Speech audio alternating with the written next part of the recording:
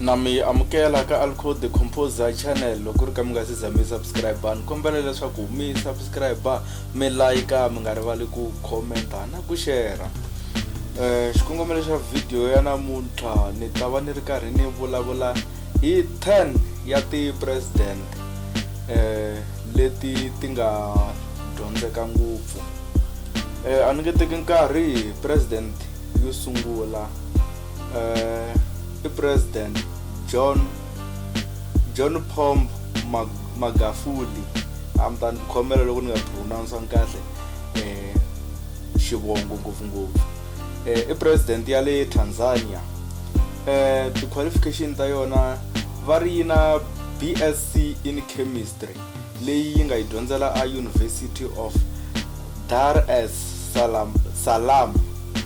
Yi tlhela yi va na degree in chemistry leyi nga yi dyondza a University of master's degree ya ko yi tlhe yi endla a University of Dar es Salaam kwala ka university ya liya still. Hala tlhelo yi tlhela yi va yi ri doctor ka same course ya chemistry ka university ya liya. Ni vona ku loko no vona ni tlhe ni yi vula university ya liya swi ta dya nkarhi ku ve ni yi vulini a masunguleni. President ya vumbirhi i King Mohammed ya le Morocco. Ti qualification ta yona va ri na bachelor degree in law leyi nga yi dyondza a University ya le Agdal. Vito ra yena va ri i Mohammed V. Then ku vuriwa leswaku yi na PhD in law leyi nga yi endla a French University of Nice Sophia Antholopies. Ni sure ni pronounce swona. President ya vu-3 i Peter Mutharika ya le Malawi. Ku vuriwa leswaku the qualification ta yona president leyi yi endle law degree a University of London, yi endla masters ya law a Yale University. Yi tlhela yi va doctor ya science of law degree na yona yi endle kwale a Yale University. President ya vu-4 i Alassane a ni swi koti na ku swi vula xivongo lexi Ouattara ya le Ivory Coast. The qualification ta president leyi i Bachelor of Science degree leyi nga yi endla a Drexel University in Philadelphia, Pennsylvania. Ku vuriwa leswaku yi na master's degree in economics leyi nga yi endla a University of Pennsylvania. Ntsatsa ku swi vula mi ta ni khomela a ku na master of pronunciation. Ku tlhela ku vuriwa leswaku yi na PhD in economics leyi nga yi dyondza kwalaya ka university ya liya ni tsandzeka ku yi pronounce. President ya vu-5 i Abraham Babkar Keita i president ya le Mali. Ku vuriwa leswaku president leyi yi dyondze a Paris laha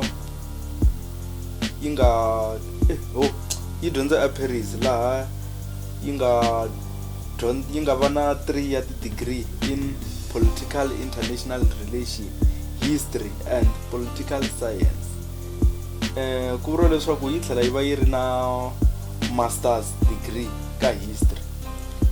President ya vu-6 i for ezo a ni swi koti na ku swi vula Ezimia Granasig i president ya le Togo. Vo tala maybe mi ta kota ku swi vula loko ri ku ma yi tiva. Ku vuriwa leswaku president leyi yi dyondzele yi bachelor degree in financial management laha yi nga dyondza a Sorbonne in Paris. Ku tlhela ku vuriwa leswaku yi na master's degree in business administration laha yi nga dyondza a George Washington University in United States, laha hi nga tolovela ku America. President ya vu-7 i George ya le Liberia. Ku vuriwa leswaku president leyi yi na BA in sport management, laha yi nga dyondza a Parkwood University a London.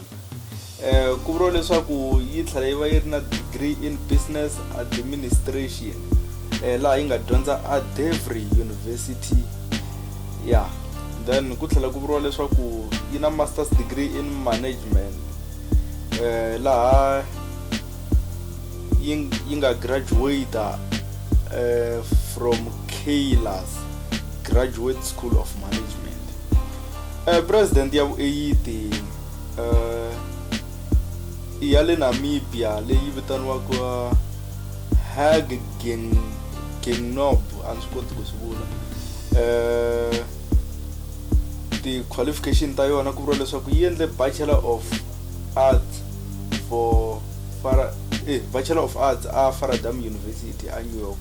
Ku vuriwa leswaku yi na Masters of Art in International Relations, laha yi nga graduate ka faculty ya le the New School of New York.